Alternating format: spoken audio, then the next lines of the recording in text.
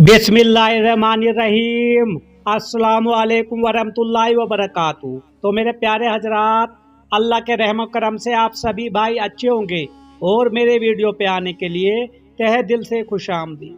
तो मेरे प्यारे हजरात, हकूक इंसान के कैसे होने चाहिए और हकूक क्या होते हैं मेरे प्यारे हजरात, उसी के बारे में आज आपको हम समझाएंगे। हकूक से मुराद बुनियादी जिम्मेदारियां हैं। इस्लाम में हकूक की दो किस्में हैं, हकूक अल्लाह, हकूक अल इबाद। हकूक अल्लाह का मतलब क्या होता है मेरे प्यारे हजरात, पहले आप वो समझ लीजिए। उससे मुराद वो हकूक हैं जो अल्लाह ताला की तरफ बंदों पर डाले गए हैं। हकूक अल्लाह की तफसील बहुत तवील है मेरे प्यारे हजरात।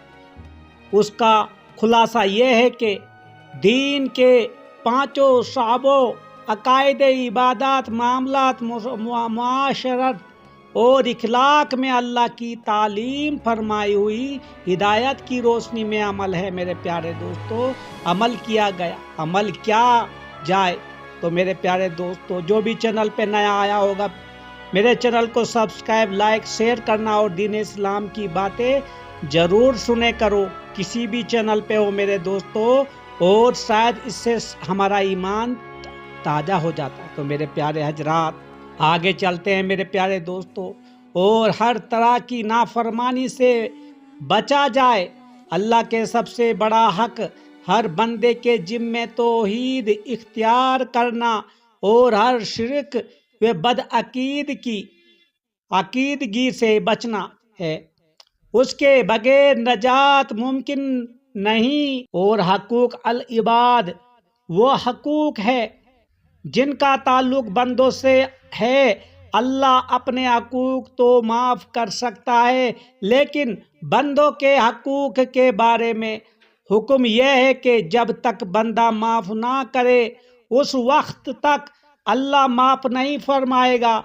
जैसे कि मेरे दोस्तों, किसी का तुम दिल दुखाए, किसी पे जुल्म करो, किसी पे कोई भी सितम ढाओ, जब तक वो आपको माफ़ ना कर दे तो जब तक अल्लाह तुम्हें माफ़ नहीं कर देगा। क्योंकि अल्लाह माफ़ कर सकता है उसके साथ अगर तुम कोई नाफरमानी करेंगे, लेकिन ये वाले गुनाह माफ़ नहीं करे जाएंगे। तो हकूक अल इबाद की अदायगी में जो चीज़ें मददगार होती हैं वो ये है, नंबर 1 अदल व मसावत, नंबर 2 हलाल रोजी का एहतमाम और हराम खोरी से बचना, हुस्न इखलाक, नंबर 4 खिदमत खलक, नंबर 5 पाबंदी अहद, नंबर 6 सबर व ज़बत, नंबर 7 एहसासी जिम्मेदारी। हकूक अल इबाद में चंद अहम हकूक दर्ज जली जेल हैं मेरे प्यारे हजरात, तो ये समझना पड़ेगा।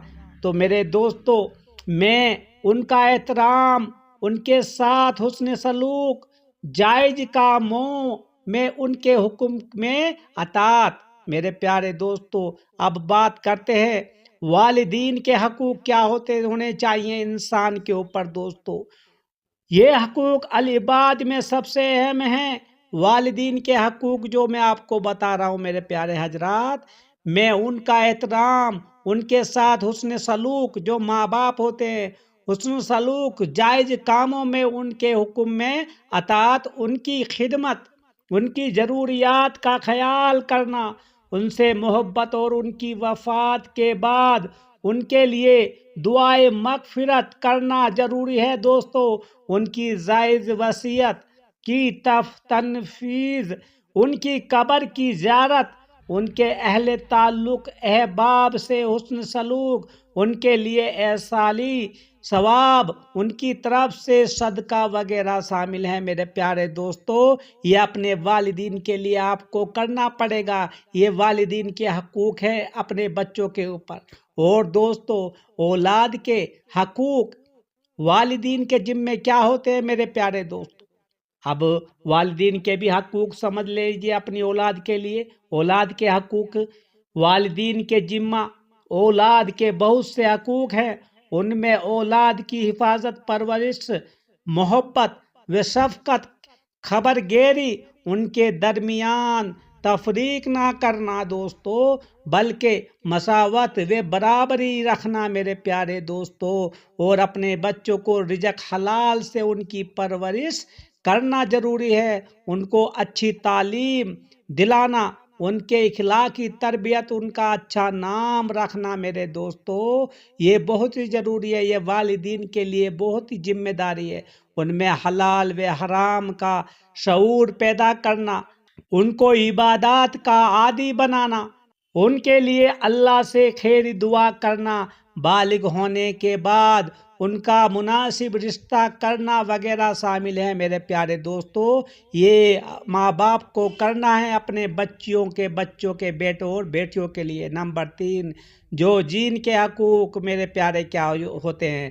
بیوی کے ذمے شوہر کے بنیادی حقوق یہ ہیں: نمبر 1، شوہر جو ہوتا ہے شوہر کی اطاعت، نمبر 2، شوہر کو خوش رکھنے کی فکر کرنا، نمبر 3، شوہر کی قدر دانی، احسان مندی اور شکر گزاری کرنا، شوہر کی خدمت کرنا، شوہر کے گھر اور مال کی حفاظت کرنا، اپنی آبرو کی حفاظت، شوہر سے محبت، سلیقہ مندی، صفائی اور شوہر کے لیے زیب و زینت اختیار کرنا، یہ عورت کی جو دوستو اپنے مرد کے لیے حقوق ہے۔ شوہر کے ذمے بیوی کی بنیادی حقوق یہ ہے: نمبر 1، حسن سلوک، اچھا برتاؤ کرنا۔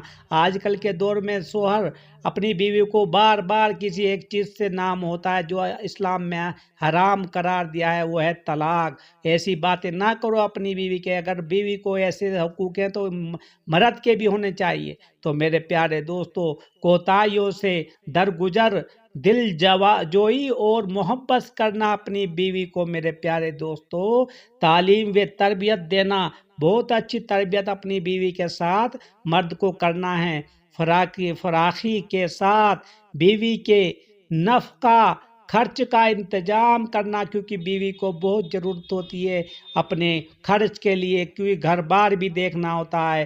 ایک سے زائد بیویاں ہوں تو عدل و انصاف اور مساوات کرنا، اپنی بیویوں کے ساتھ دونوں کو ایک نظر سے دیکھنا میرے دوستو، یہ بہت ہی ضروری ہے ایک مرد کے لیے، اور اچھی حیثیت اختیار کرنا اپنی بیوی کے لیے۔ اگر بیوی 2 ہے، 3 ہے، 4 ہے تو بیوی کا حق مہر ادا کرنا میرے پیارے دوستو، اپنی بیوی سے بے انتہا محبت کرنا، تھوڑا سا بھی یہ مت کرنا۔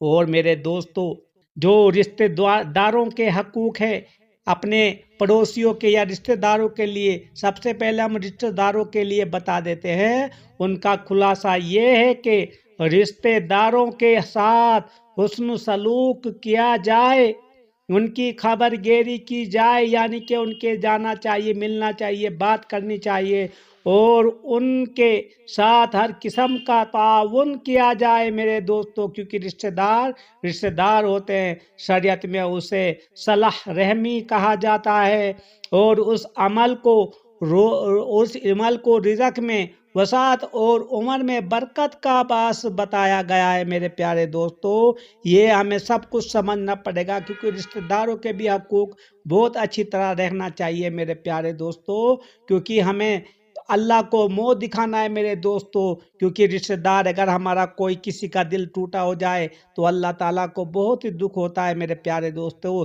ہر کسی کی خیر خبر لینی چاہیے، اپنے جو رشتہ دار ہوتے ہیں ان کے پاس جانا چاہیے، کیونکہ وہ رشتہ ایک ایسا رشتہ ہوتا ہے جسے بھلانا نہیں جا سکتا۔ اور نمبر دوستو، جو پڑوسیوں کے حقوق ہیں انسان کے لیے کیا کرنے ہیں میرے دوستو، جو اللہ تعالیٰ نے ہم کو قرآن پاک حدیثوں میں بتایا گیا کہ اپنے رشتہ داروں کے ساتھ کیسے پیش آئے، یہ اللہ تعالیٰ خود فرما دیتے ہیں میرے دوستو۔ اسلام میں پڑوسی کے تعلق سے بڑی تاکید آئی ہے۔ روایت میں آتا ہے کہ جو خود شکم شیر ہو اور پڑوسی بھوکا رہے وہ جنت میں داخل نہیں ہوگا میرے پیارے دوستو۔ پہلے اپنے پڑوسی کو دیکھنا ہے وہ پھاکے تو نہیں ہے۔ تو اس لیے دوستو، پڑوسی کے حقوق میں اس کے ساتھ حسن سلوک، اس کی خبر گیری، اس کی ہمدردی، اس کو کسی بھی طرح تکلیف نہ پہنچانا، مثلاً اس کے گھر کے آگے گندگی نہ پھیلانا، ایسا شور نہ کرنا جس سے اسے اذیت ہو، پریشانی ہو وغیرہ سب داخل ہے۔ میرے پیارے دوستو، اپنے پڑوسیوں کا اس طرح سے دوستو اچھا خیال رکھنا، کیونکہ وہ بھی چاہے کہ نہیں میں بھی اس پڑوسی کا اچھا سا خیال رکھوں۔ آپ کو پتہ ہے دوستو، ہمسایہ جو ہوتا ہے، ہمسایہ ایک سائے کی طرح ہوتا ہے۔ رشتہ دار بہت دور ہوتے ہیں، اگر خدا نہ خواستہ ہمارے ہمسایہ ہم پہ کوئی مصیبت آ جائے تو ہمسایہ بھاگ کے کھڑا ہوتا ہے، لیکن وہ ہمسایہ ہونا چاہیے۔ یہی بات میں نے بتائی کہ اپنے پڑوسی ہمسایہ کو بہت ہی اچھے سے پیار محبت سے رہنے کی کوشش کرنی چاہیے، کیونکہ رشتہ دار کو اتنے پتہ لگے گا، اتنے تو ہمارا جو ہمسایہ ہوتا ہے وہ ہمیں اٹھا کے کچھ بھی کر سکتا ہے، ہماری بہت مدد کر سکتا ہے۔ اس لیے اپنے ہمسایہ کی قدر کرو، ایک دوسرے سے بے انتہا محبت کرو، اور اللہ تعالی ہمیں اپنے ایمان کا اتنا پکا بنائے۔ آمین ثم آمین۔ خدا